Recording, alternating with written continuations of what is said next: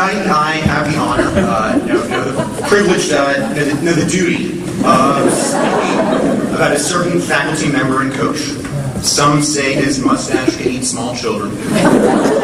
Still others claim nightmares besieged by his voice, or worse, wardrobes haunted by his fashion sense. Some don't refer to him by name. Personally, I just call him Bill. William J. Healy has been my speech and debate coach, teacher, and mentor. He always criticizes my time management. He says I cut the final third of the speech short. I'll save my compliments for last.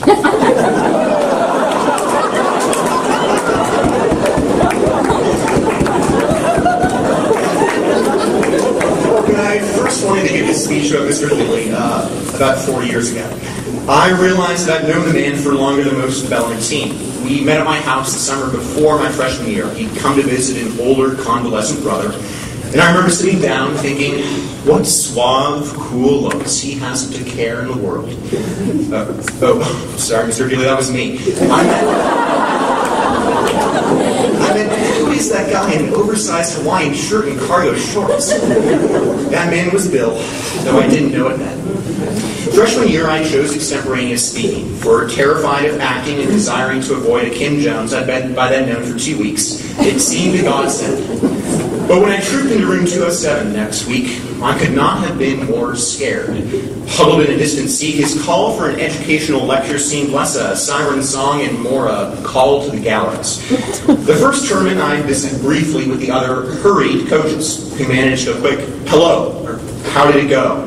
From Mr. Healy, who seemed relaxed enough to take a nap, I simply heard, well, Jake, at least you don't have your brother's fashion sense. You can tell he practices his compliments. Then sophomore year came, and I got noticed my literature teacher would be Mr. Healy. I honestly thought the juniors and seniors were joking when they said they enjoyed his class. And while I was truly amazed at his teaching talents at the end of the year, he was an excellent teacher.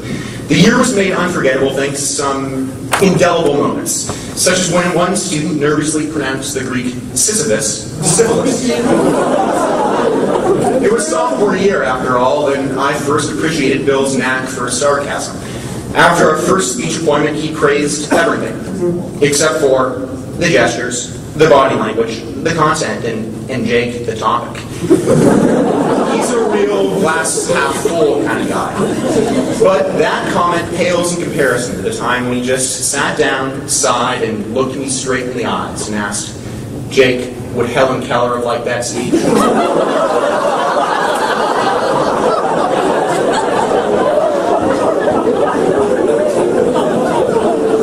Got to the point where I would start speaking and he would simply turn to his computer to check email.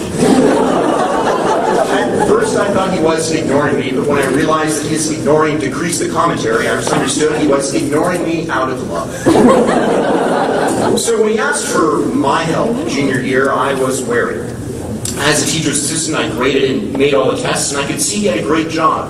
Teach by day, sarcasm by night. And he always made sure to leave right after school ended. He had an uncanny knack for that. When I missed nationals sophomore year due to a previously planned vacation, Mr. Healy made sure I'd never forget. So junior year, I made sure to take the trip to Birmingham. And that's when I experienced firsthand why Mr. Healy leaves school so early every day. Leaves school so early every day. He needs to budget in time for getting lost on the way home.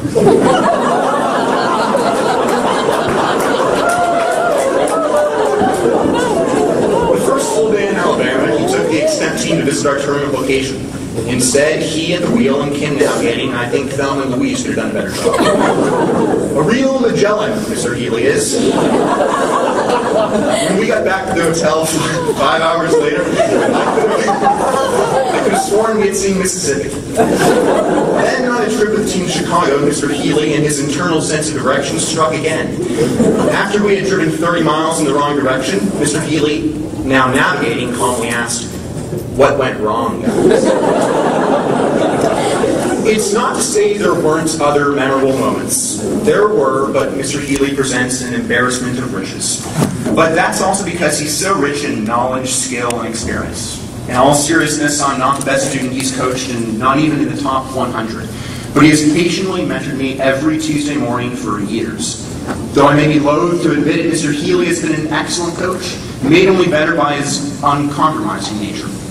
He's been supportive and has listened to my exasperated description of speeches and tournaments, and he's a stellar conversationalist, as I have learned, a fascinating person that is equally comfortable in the Country Music Hall of Fame as eating Chicago's deep dish pizza.